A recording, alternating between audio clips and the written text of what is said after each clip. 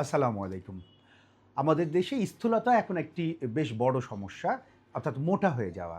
এখন ওজন কমানোর জন্য আমাদের চারিপাশে অনেক ভিডিও আছে, আমাদের চারিপাশে অনেক নিয়মকানুন আছে। কিন্তু আসলে আমাদের দেশে অর্থাৎ এই বাংলাদেশে আমাদের মোটা হওয়ার মূল কারণ কী? আপনারা দেখবেন আমাদের দেশের ধনী বা দরিদ্র ভেদে সকলেই আমাদের খাদ্যের অভ্যাস হচ্ছে আমরা অনেকগুলো ভাত অল্প একটু তরকারি দিয়ে খাই।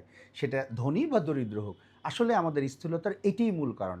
আমাদের দেশের মানুষ কখনোই মাংস খেয়ে বা চর্বি খেয়ে মোটা হয় না। আমাদের দেশের মানুষ মূলত মোটা হয় ভাত খেয়ে। তাই এই মোটা কমানোর জন্য বাংলাদেশের মানুষের জন্য আমি একটি উপায় বের করেছি।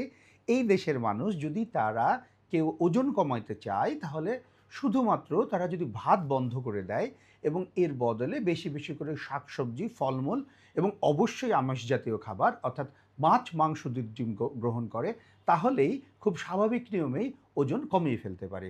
তাই আপনারা যদি সামনে ওজন কমানোর কথা চিন্তা করেন, সেই ক্ষেত্রে শর্করা জাতীয় খাবার অর্থাৎ চাল, গম, চিনি এবং আলু অর্থাৎ এগুলো থেকে যে খাবারগুলো তৈরি হয়, সেগুলো যদি আপনারা পরিহার করতে পারেন, তবেই আপনাদের খুব দ্রুত ওজন কমানো সম্ভব। ধন্যবাদ সকলকে।